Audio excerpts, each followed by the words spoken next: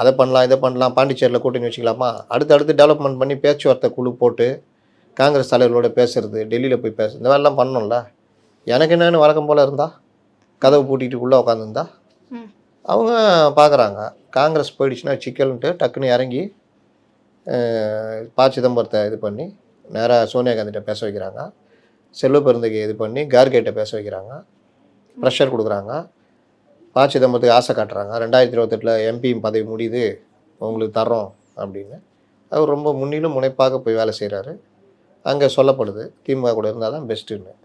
ஆக்சுவலாக காங்கிரஸ் தாவேகா கூட போனால் பெஸ்ட்டு. பாண்டிச்சேரியில் ஆட்சி பிடிக்கலாம், அட்லீஸ்ட் 2வது பெரிய சக்தியாக வரலாம், உள்ளாட்சி தேர்தலெலாம் பெரிய இடங்களை பிடிக்கலாம், அடுத்தடுத்து டிஎம்கே ஓரம் கட்டிடலாம், காங்கிரஸ் பெரிய சக்தியாக வளர முடியும். அதெல்லாம் மீறி ஆசை காமிச்சு கூப்பிட்டு வராங்கன்னா அப்போ டிஎம்கே என்ன மாதிரி ஒர்க் பண்ணுது? நீ ஒரு ஒர்க்கம் பண்ணாமல் கோட்டை விட்டுட்டு இப்போ காங்கிரஸ் ஒன்றுக்கு உதவாத கட்சின்னா.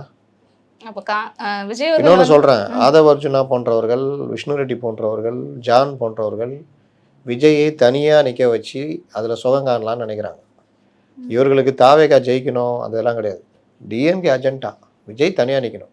அங்கே போயிட்டா பிளாஸ்ட்டு